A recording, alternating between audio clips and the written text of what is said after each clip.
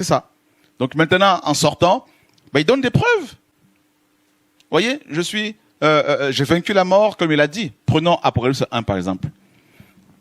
Le verset 17.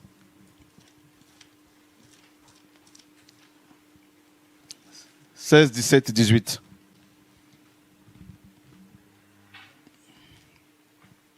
« 16, 17 » Ouais.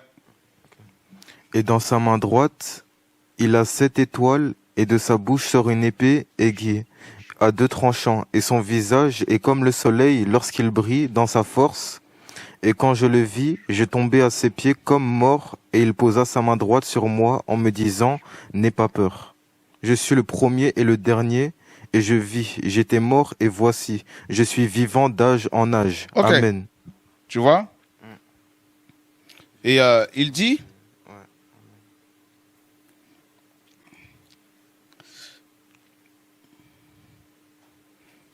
Regarde le verset 17, il dit « Et quand je l'ai vu, je tombais à ses pieds comme mort, et il posa sa main droite sur moi en me disant « N'aie pas peur, moi, je suis le premier et le dernier, et le vivant. » Le vivant. Ça, c'est aussi un autre nom du Seigneur Yeshua, le vivant.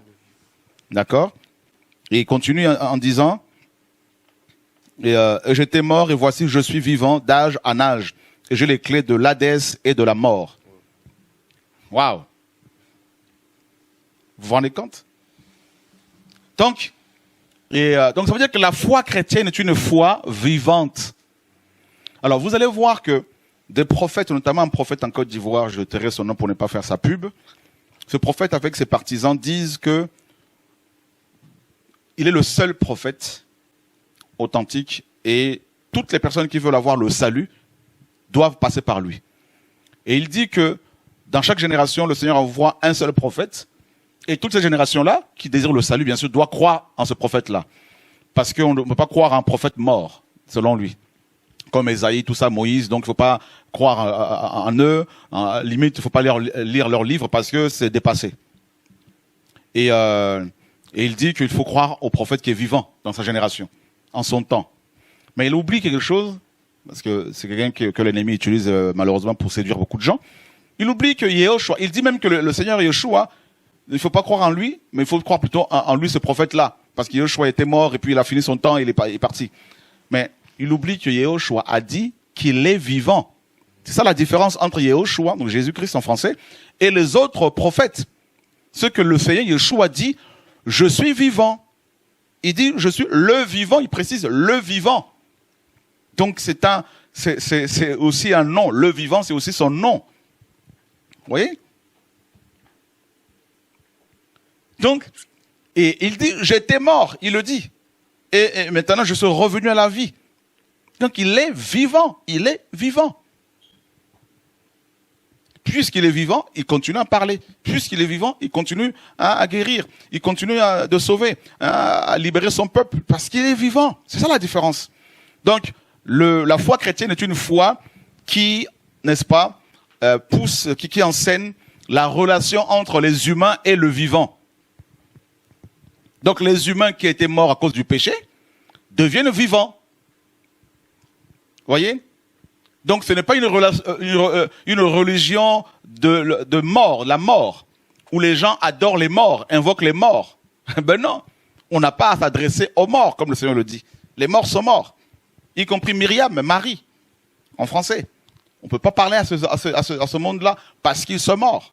Le Seigneur interdit cette pratique. On ne peut pas évoquer les morts. On ne peut pas passer par les morts pour avoir le salut. Ni aux morts de la Bible, donc des personnages bibliques, ni aux morts de nos familles. On ne peut pas leur vouer un culte. Voyez? Donc, regardez toutes ces religions qui existent dans le monde. Ben, aucune d'elles n'a à sa tête un prophète mort et ressuscité. Voilà. Il n'y en a pas. Vous voyez la différence? Voilà pourquoi les enfants du Seigneur, les disciples du Seigneur Yeshua, les chrétiens véritables, ont la vie parce qu'ils sont avec le vivant. Ils sont en relation avec le vivant. Voyez? Et cette vie, c'est la résurrection aussi en même temps. Il a dit, je suis la résurrection et la vie, dans Jean. Donc, cette résurrection du Seigneur maintenant produit quoi en nous? Parce qu'il y a les effets de la résurrection du Seigneur. On ne peut pas être en relation avec le vivant et ne pas, n'est-ce pas, être en vie, avoir la vie. Or, qu'est-ce qui prouve qu'un arbre a la vie? Ben, c'est les fruits. Qu'est-ce qui prouve qu'un arbre n'est pas mort, stérile? Les fruits. Voilà.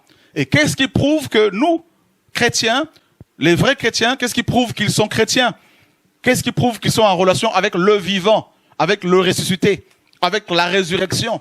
Eh bien, c'est les fruits, ce sont les fruits qu'ils portent. Les fruits de Galates chapitre 5, verset 22. Et il y en a plein d'autres, tels que la sanctification. On ne peut pas être en relation avec le vivant, le ressuscité, la résurrection, Yeshua, et pratiquer le péché consciemment. C'est contraire à la parole du Seigneur. Voilà pourquoi beaucoup de ceux qui se disent chrétiens, ils ne le sont pas. Ils ont la connaissance de la parole, oui. Ils connaissent la parole comme le diable, comme les démons, comme les sorciers, oui. Ils peuvent lire la Bible tous les jours, oui. Mais ils n'ont pas les fruits de la vie parce qu'ils ne sont pas tout simplement connectés avec la résurrection.